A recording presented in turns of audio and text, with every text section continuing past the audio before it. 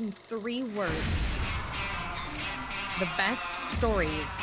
What are some of the best things going on right now? The best stories are authentic. They are relevant. thought-provoking. Emotional is probably the first The best one for me. stories are humorous, Shareable. They I think are emotional. entertaining. They're unique. I would And say relevant. inspiring, Honest. real stories that are Colorful, today. and And just they're funny. emotional. Those are some of the best stories.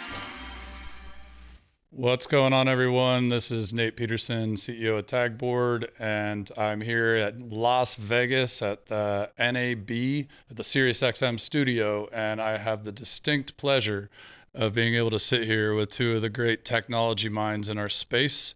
We'll start with Mr. Ricardo Perez-Selsky, and then Dan Pisarski, Rick of Fox Sports, Dan at LiveU. We collaborate a lot together. I'm gonna let you guys kind of give your own intro so I don't butcher it. But let's start, Rick. Tell the audience a little bit about what you do for Fox Sports. Sure. So I'm the Senior Director of Digital Production Operations. So everything across the digital portfolio for Fox Sports when it comes to production, whether that's live to tape in studio, if it's live, if it's remote, if it's feature content, whatever that is, kind of falls into my purview, and my team supports that. Amazing.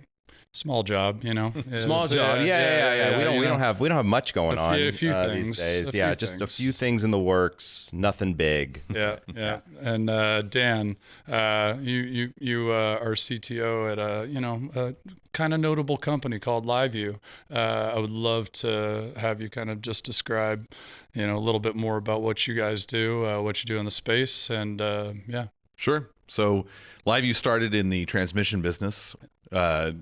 We build live encoding products to let you go out, take your professional camera and go live from anywhere. That was originally for news. And then over the years, we've expanded into sports production, now a little bit in the public sector, and of course expanded not just doing the contribution side, but once that video arrives where you want it to go, add our own production capability and add a middle mile distribution capability. We call it the full LiveU ecosystem, and it's expanded over the years from that original contribution part. Yep. Rick's got the best use cases we could ever possibly have between our 2 products. So we're going to probably throw a lot of stuff his way to tell some of these stories. But I'll tell a quick one just to kick us off, because I got the chance to blow some people's minds when Sky, who you guys both know well on our marketing side, but Sky and I collaborate outside of Tagboard to help support a charity in Seattle called Champions of Change to Doug Baldwin, Cliff Averill, and Michael Bennett, 3 Super Bowl champions, decided to stick around in our community, and they raise they raise money for different charities and doing different things, and they hit me up to do a broadcast for their basketball game. It's a celebrity basketball game, and we go and we end up on a picnic table inside a Climate Pledge arena, which is where the Seattle Storm play, and the Kraken. And we set up a picnic table, plugged in LiveU and Tagboard into the arena, and ran a Manning Cast style show. Remoted in Matt Hasselbeck. It was like a crazy, beautiful show. Actually raised $6,000 for them through our QR code system, and it was all running locally on King 5 and the YouTube channel. But the best part was we were doing it right next to the Rush Media truck. And when I brought the CRO of the storm out to see it, Nate Silverman, he's like, "The fuck is this?" He's like, "How you're running the show just 2 laptops? And that's it?" And it was amazing. So yeah. that's my I don't EP things. That was kind of my one experience there. But as a CEO of a company that doesn't push the keys on this stuff, it was so mind-blowing to me what we were capable of to create a show that was just so high quality, and did so for charity. But Rick, what shit, man, I was just with you in New Orleans and saw Mace running around with the LiveU backpack. Yeah, our DP had the LiveU backpack, and I mean, we worked with Jameis Winston, right, for the whole week. Yep. And to be around Jameis is really just it's something that you don't quite see a lot ever. The crowd that he attracts, especially in New Orleans, was just it was insane. And to see him, how fast he moved and reacted and was doing all the things that he wanted to do. I mean, the only way that we could have something like that is, with like LiveU technology, and that live feed of Jameis was getting sent back to LA and being, basically edited and produced in real time so that we could get all of our clips out. When I think when the story broke about Jameis, it was really after Monday night, right? Opening night, which if you don't know, like opening night is, they have all the players out there from both teams in front of mics, and it's just like a media frenzy, right?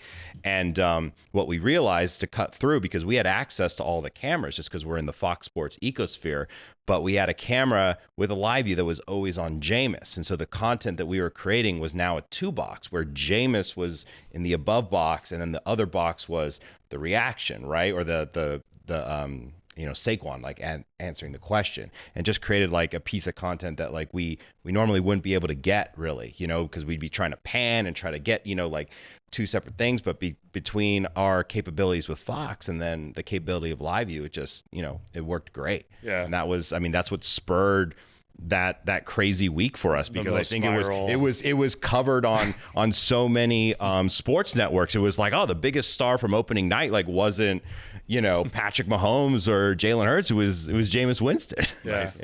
You guys ended up doing, I think it was 128 million views that week, which was insane. I mean, more than the actual Super Bowl. Yeah. I think Linear did 127 million. So it's like, you just think about how the times are shifting. Did you catch any of that when Super Bowl was happening? A little bit of it, yeah. Yeah. It was awesome. Yeah. I mean, that's really the goal, is to be able to go live from anywhere and be able to capture that content wherever you want to capture it from. So yeah, that was pretty special. I got a chance to catch the last it was the last shoot before game day. And we were in the piano bar, right? The jazz bar. That was amazing. That was amazing. And he just does his own. He grabs an instrument that I don't even think he knew how to play. He grabbed a trumpet and just started going, and he was singing, and I mean, it's incredible. I got the chance to shake hands with him. Obviously, Buck made the introduction, and that was Michael Buckland. The big boss, right? Yeah, exactly. Shout out to Buck. He actually sat with me and told the story, the Jameis story, like days after it all went viral, while we were at Super Bowl, again producing using LiveU and Tagboard, inside of a house, so we just had like the house internet, and we're running this live show on LinkedIn Live, and Buck was able to come in and tell the story, and it was like. But from there to then go and actually see it in action, and be on set, and then I saw Mace with the LiveU backpack. That was where I was like, oh, this could be a really fun collab at NAB. But Jameis is extremely authentic. I mean, and that was incredible to see. Yeah, just seeing the clips behind me, I'm just like, it's just insane. Getting up on stage at the Pirate Bar and just being, looking for treasure. It's just you wouldn't think that this would, somehow cut through, but it 1,000% did. Did I tell you about the Burt Kreischer moment? No. What happened? Man. What happened with Burt? Okay, so I get big thanks and shout out to a good friend of mine. His name's Barry Berkowitz. He worked for us for a little bit and has always been kind of like a lifelong friend. Shot me a text and said, hey, do you want to go to Burt Kreischer's show? He's playing in New Orleans. I know you're down there. I asked Buck to go with me, and Buck's like, I'm too busy to do that shit. And I was like, yeah, that I figured. But so right after I left that piano bar, I was headed to Burt's show. Okay. And right then, like Buck's like, oh, that's crazy though, because we just signed Burt to sit with Jameis during the game. So I'll cut to the chase on the story a little bit, but like we were on the family list and got to like hang out in the green room in the back areas, like Burt Kreischer, Nikki Glazer, Adam Ray, like Shane Gillis was there, Tyreek Hill's walking around. I was like, man, I'm like the only non-famous person here. I'm like, what the fuck am I doing in here? But when I got a chance to chat with Burt, we were just talking about life stuff for a little bit, and I said, hey, I heard you're gonna sit with Jameis tomorrow, and he went white as a sheet, and I'm like, shit, did I say something wrong? And he goes, dude, I'm nervous. And I was like, what do you mean you're nervous? He's like, I'm really nervous about this. I was like, why are you nervous? He's like, because he's like, I can do these. He's like, I can get up and improv anywhere and do anything. He's like, but to like sit and have a camera on me in the Super Bowl with like a quarterback. And I said, look, said, I just came from a shoot with Jameis and I had the chance to meet him and talk with him for a bit. I said, dude, he's easily the most authentic person I've ever met. I said, and you are also incredibly authentic and funny and hilarious. I'm like, you guys are going to crush it. And he was like, thanks, man. He gave me a big bear hug. And then he went back to talking to Guy Fieri. And I was like, I need to see myself out, exit left. But it was a pretty cool moment. Oh yeah. I mean, and you know, Jameis is just so good at improv too. I mean, like I think about one of the viral clips from that night was him telling a story about special teams and saying how special teams is like, you know, imagine like running around when you have like a carrot in your mouth being chased by 10 ostriches, you know? And it was just like, and Bert, like you could see is just like losing it, you know, because he just, I don't think Bert like expected like Jameis to actually be like that funny. Yeah. You know, and they had a lot of fun and had some really good moments together. Man. Yeah. They need like, if they had a TV show, I would watch it for sure. Absolutely. Yeah. That was excellent. 1,000%. Yeah. Dan, we all have our favorite moments when working in this space. Like what's the one that sticks out to you, like as far as LiveU's usage and like, you know, something that made its way back and you're like, wow, that's really cool. I mean, we've enabled a lot of content creators, whole spectrum from people like Fox Sports, high side of the media, all the way down to some of the just individual content creators that do YouTube and Twitch platforms like that. I've got one, actually a pair of content creators that are some favorites of mine. They're sailing around the Mediterranean. Cool. And they broadcast all day long from the ship, just cover sailing life, you know, in a storm, not in a storm. It's a nice day. What are the challenges that day in trying to get this boat around the Mediterranean? And they stream live the entire time with LiveU from the ship. That is awesome. Yeah, also nice. Terrifying. I don't know why, but I have like this irrational fear of ever like going and being out on a sailboat in the middle of the ocean for too long. I don't think I could do that. Yeah. Some of their most interesting streams are like the storms. Like a couple times like rushing up to deck. Yeah, that shit's terrifying. No, thank you. Wow. Rick, you just had you said you guys just did something the other day with Tagboard and LiveU. I want to hear more about it. Yeah, we were live from the field or the pitch at SoFi after the USA soccer match, which unfortunately they lost. But so the clips though the show that was created, really, had its own little like mini viral sensation because Alexi Lalas, just goes in on like the US team, right, as he likes to do, and just like this has to change. But I think what was interesting to me, the most interesting piece of this is that, we obviously have control rooms and studios in Pico, but what we did for this one was, we took a smaller crew and they had a LiveU 800. They plugged in 4 cameras, and then we were able to do IFB through the LiveU as well. And so I had producers, being able to talk to their talent, like, from Pico, from their, to their talent that's like on pitch side, and we're getting these feeds back in 1080p and, all in sync, and it looks really good. And Tagboard graphics, so it's a good like proof of concept, at least for us, is, we're staring down the barrel of, probably the biggest production that Fox Sports has ever taken on, which is the World Cup in 26, right? Yeah.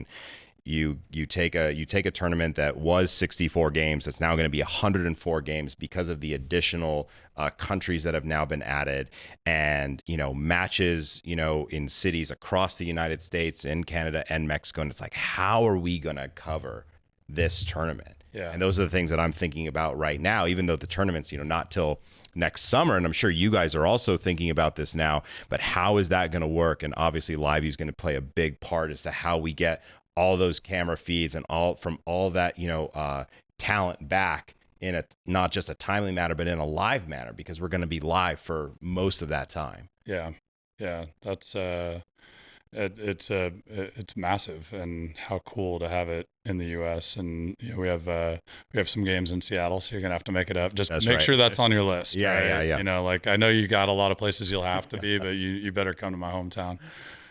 I'll try to make it up there for sure. Ask Buck. It's far away though. I know, it's so much in the corner of the country. But it's beautiful. It's beautiful. No, I know. All right, I'll take you out crabbing on the beach, and we'll see some whales and some bald eagles, and Okay. Yeah, All right. I'm trying to convince Buck to do an offsite with your team out there at our family beach place. I thought it'd be a pretty fun place to just go collaborate. Hey, I'm down for that for sure. Yeah. Absolutely. Maybe Dan will get you out there too. You guys want to come? Sounds good. Yeah, I like it. Very cool. Dan, what how's NAB going so far?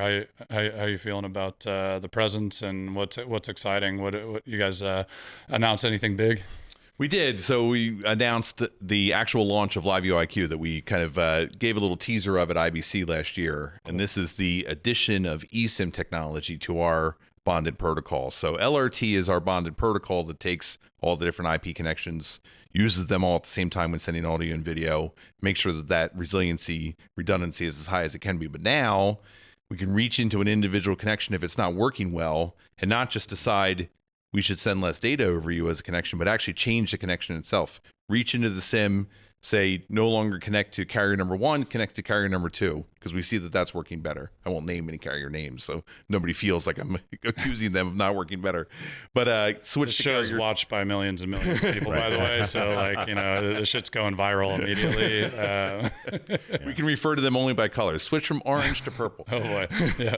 And we can see from data on the unit which connections are doing better. Like, we can see this connection is not doing well, but the others on another carrier are doing well. Let's take some of those connections and move them over, and then monitor that. And then if that environment changes again, because you're moving, you're walking around the city, you're in motion, then change it back as that environment changes. So brand new capability we never had before, that ability to reach all the way into the SIM and change the carrier as part of it. Brand new layer on top of LRT that adds a lot more data to the algorithm that is making the decision of how to make it resilient. We think we already have been able to use it with a couple of initial, call them beta customers, and they were at a football match in the UK. And one of the things that we saw there is, LiveU does great for majority of the game, very reliable through the whole game, but there are a few key moments, like right after a goal, that everybody whips out their phone and they want to text that what they just saw and send pictures and everything. That's the most challenging moment for the LiveU. Yeah. What we saw with LIQ is that it was able to really even that out, make sure that all the way through is as solid as it can be. It's all the stuff that the people at home never see, right? Yeah, it's just all that technical back end, of course. Yeah. Rick, talk a little bit about the studio, and it's always a pride point when I talk to people about the power of what Tagboard can do. I always point to the beautiful studio that you created. Yeah, I was just talking to some folks out in the lobby about it. But you had a space on the Fox Pico lot that was, not being utilized. 3,000 square feet of space, completely gets redesigned for a 360 degree studio where I have like 3 different sets, but really I can point the camera wherever, right? And the reason why I can do that is because of all of the different LED elements that are in the space. Combine that with 2 control rooms, so now I can have a control room that controls what's happening on the studio floor, and then the other control room simultaneously can deal with a remote production, with our talent, being brought, the feeds coming back via LiveU. I forget how many channels we can actually receive from LiveU, but we have quite a few decoders, and that's our primary, like how we actually bring, I'm sure Dan knows the answer. Contributors back. I know.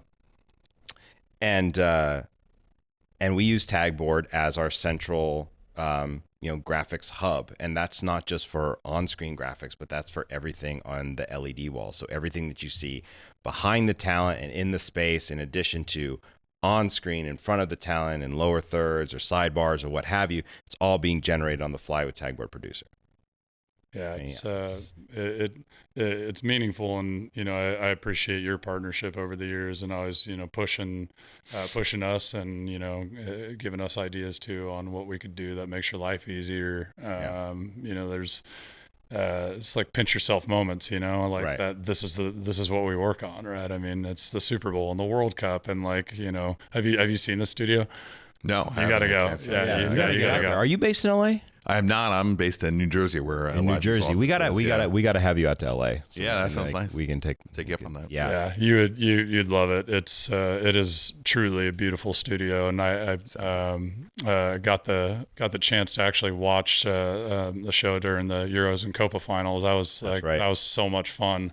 And you saw like us utilizing that space for the first time, where it was literally like, we had, normally it's like the shows that we do, it's like they're segmented to like one side, and it's nice because we can like flip sets fast. But I really like challenged the team there to like, okay, use the entire space. So like we had, our talent sitting in the middle, but then they had a standing set over here, and then they had another like, long LED panel that they could reference stuff over here, and it was just, and we even put in a fly cam in the studio, awesome. Like a low fly cam that actually could go, the span of the studio, right? And we use that instead of having a jib, and so really just trying to be innovative with how we shoot in the space, I think has really been, it's been fun to see the team like, just try new things over and over again. And it's kind of the nice thing about working in digital, is that you really do get to, kind of push the envelope and try all these things out. And Fox has been great to like allow us to do that. I love the vertical live instances too. I remember that was I'm sure Buck probably makes fun of me for, I text him ideas probably like once or twice a week, but he'll call me if he has an idea and say, I need you to make this happen. Oh yeah. I don't know if he's ever, if any of my ideas have ever landed, but he's got to deal with me. I buy him a whiskey or two here and there just to make sure that, we maintain that. That was the other thing that we did with Euros Copa, was we had our two control rooms. One control room was producing a horizontal show. Yep. The other control room was producing a vertical show. Oh wow! And so we had the 9x16, right? And that's the direction it seems like digital is trending. Full 9x16 content. 85% of our content last year was viewed vertically. And so we're really trying to lean in as to, okay, how can we actually make bespoke vertical content out of our horizontal content. Right. And in the case of Euros Copa, like we had to produce a whole different show because some things work for horizontal that don't work for vertical. Yeah. Yeah. And the Buck text about that, actually, like it was right before it was Caitlin Clark when she was about to break the record while she was still in college, and he's like, "Hey, we have an ISO cam on her. Can we use? Do you think we can use your graphics for this?" And I was like, "I don't see why not." Yeah.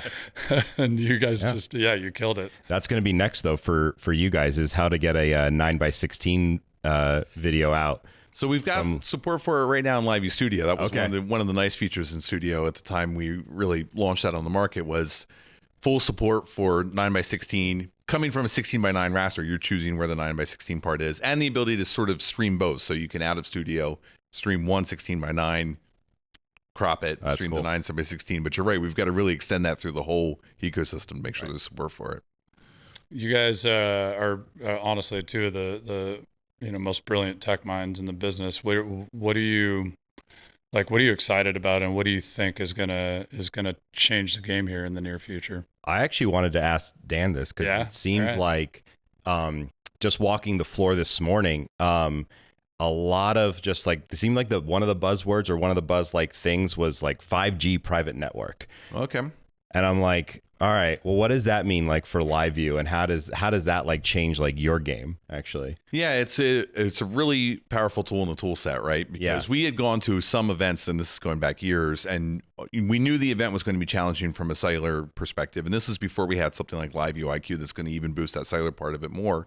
And we would try to offer private bandwidth, but the really only option you could bring easily on site was Wi-Fi, and Wi-Fi's got all kinds of limitations in terms of number of devices you can have on the network and who else is using that public spectrum. And so what private cellular options give you is you're registering that channel with the FCC on a temporary basis. It's truly private to just your use, and it's using the in-air protocol the same as your cell phone, so LTE and 5G, which is a much better in-air protocol than Wi-Fi. So you can have more devices on it. It's more reliable, the devices that you have on it. We had a chance to deploy it last year at the political conventions, the RNC and the DNC. Oh, wow. And had 18 users, all the different news networks, using one channel of private in addition to the macro networks or public networks that the units were using. And again, most of the night the macro networks are fine. There's a few key moments each night where the macro network really struggles and the private network takes over, and they were all able to get their shots out and do it. That was us deploying the network. We've also seen some of our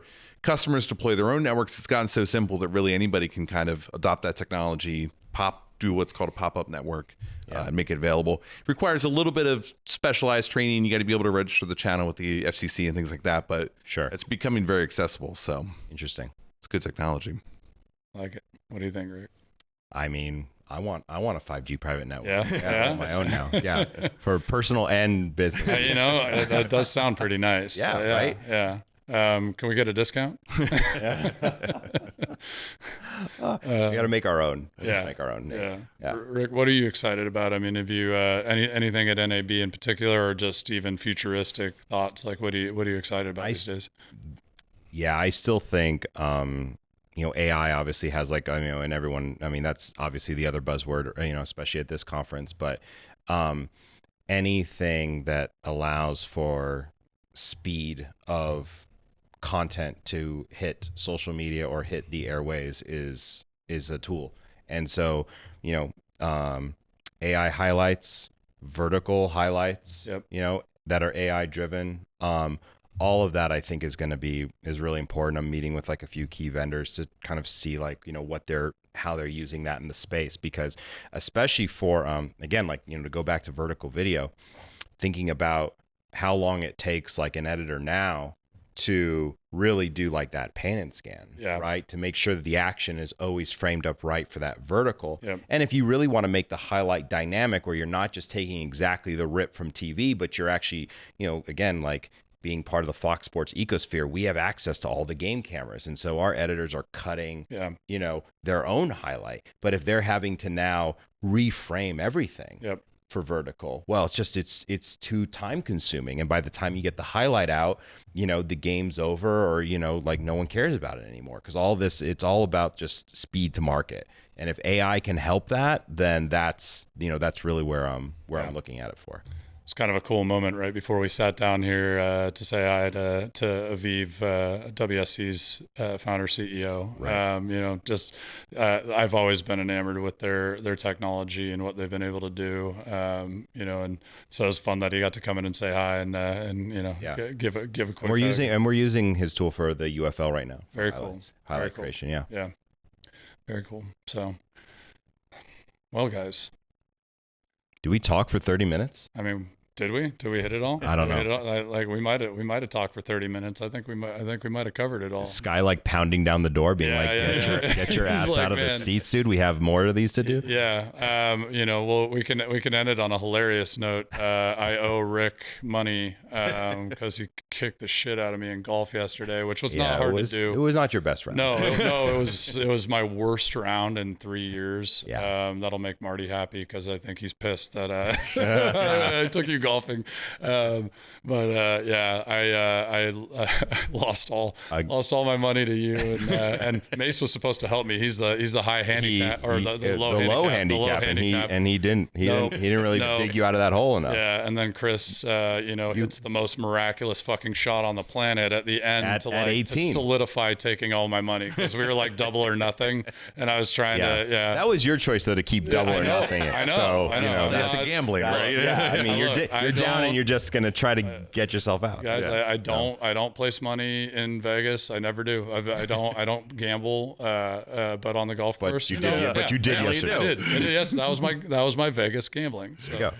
All right. Well, we'll leave it on that shameful note. I do need a rematch. I promise you, I'm not that bad at golf, but you're welcome anytime. And maybe I won't take your money. Yeah. Or maybe I will. Maybe you will. Maybe you will. This guy's also a pool shark. Don't ever play pool against him. I'm not playing any sport against him. No. Apparently. I will kill you on a basketball court. I don't. Yeah. Well, you have an advantage. Yeah. Dan, Rick, thanks for sitting with me. Thanks for joining Storyteller. Appreciate you guys. Appreciate the partnership all the way around. And it's always awesome to get on and tell some stories together. Thank you to everybody for listening, and we're looking forward to the next one. See ya.